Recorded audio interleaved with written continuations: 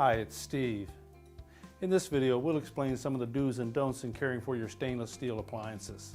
Now, one of the most important things to remember when cleaning stainless steel is that it can easily be scratched. So we want to avoid using any types of materials that could cause a scratch on that surface. Those items would include something like a sponge that has a stiff surface on one side and a smooth surface on the other.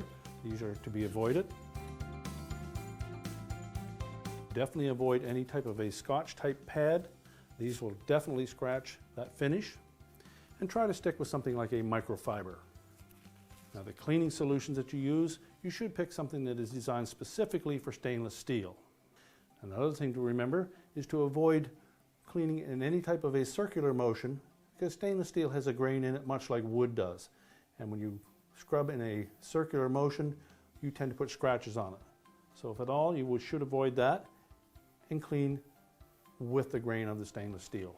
One of the products that we suggest you never use on stainless steel would be chlorine bleach. Chlorine bleach will react with the stainless steel and will cause rust, which is permanent. If you feel you need to use bleach to clean up a particular stain, be sure to clean it thoroughly with soap and water afterwards and rinse it completely to make sure that there is no residue of the bleach left behind. Something else you should avoid with your stainless steel appliances is leaving any type of a sticker attached to the surface for too long. So such things as fridge magnets, your child's artwork should not remain on there very long, or they may leave a residue behind that is difficult to remove. Now, to remove the residue left behind from having a sticker on your refrigerator too long, we suggest that you either use soap and water. If you find it still a little bit stubborn, you can use a product that is specifically designed to remove adhesive film. Now, once we've removed all of those stubborn stains on your appliance, we're next going to clean that surface with a mild soap and water solution.